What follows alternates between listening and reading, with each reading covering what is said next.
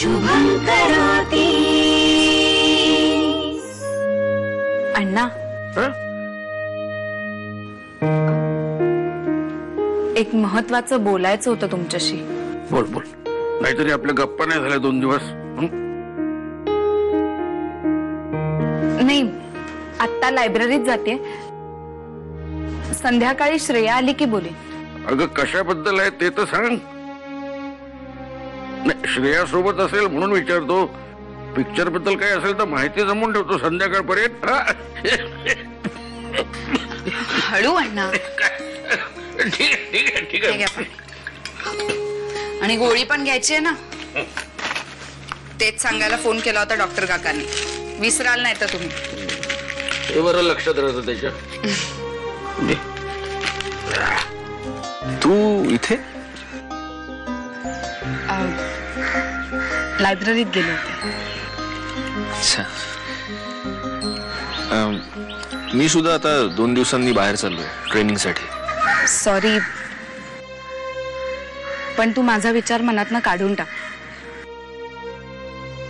माझ्यापेक्षा खूप चांगली मुलगी मिळेल तुला. पण मला तुझ्यापेक्षा चांगली मुलगी नकोच.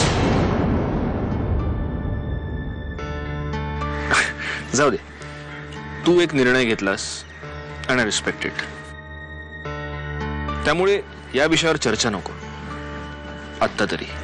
आत्ता तरी म्हणजे? तुझा निर्णय म्हणजे काळ्या दगडावरची रेग नाहीये ना, की कधीच पुसता येणार नाही. माझा निर्णय म्हणजे वाळूवरच्या रेघोट्याही नाही, ज्या लाटेबरोबर वाहून जाते. तुझ्या मनात दुसरं कोणी आहे म्हणून तू मला नाही म्हणतेस का? छे छे, तसं काही नाहीये. पण मी थँक्स.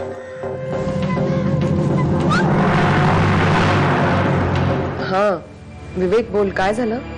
श्रेयानी तुला सांगितलं होतं का ती कुठे जाणार आहे म्हणून? का रे?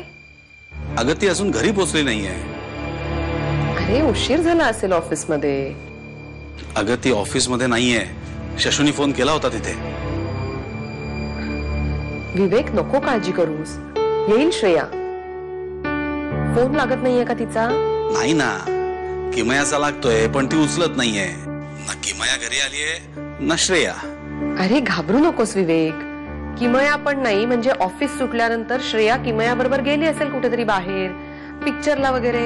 अगं आज ऑफिसला गेलीच नाहीये श्रेया. काय? ऑफिस मध्ये गेली नाही? मग गेली कुठे? विवेक, मी 5 मिनिटात निघते ऑफिस मधून. बरं, भाऊजी आहेत का घरी? नाही, तो घरी नाहीये. बरं, अण्णांना यातलं काहीही सांगू नकोस, उगाच काळजी करत बसतील ते. आणि दोघी येतील घरी, डोंट वरी.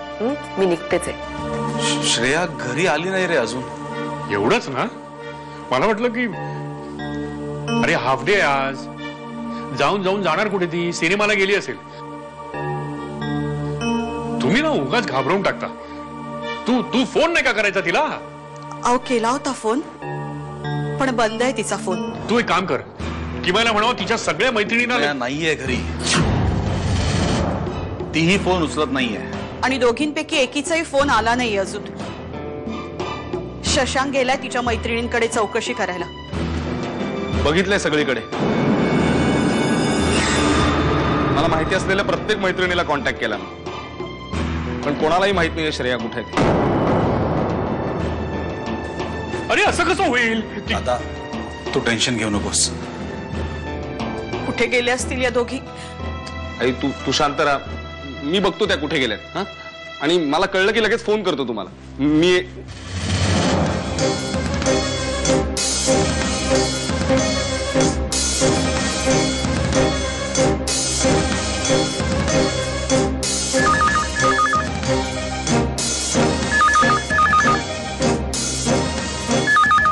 तू थांब, त्यांचाच असणार. मी बरोबर छापतो त्यांना.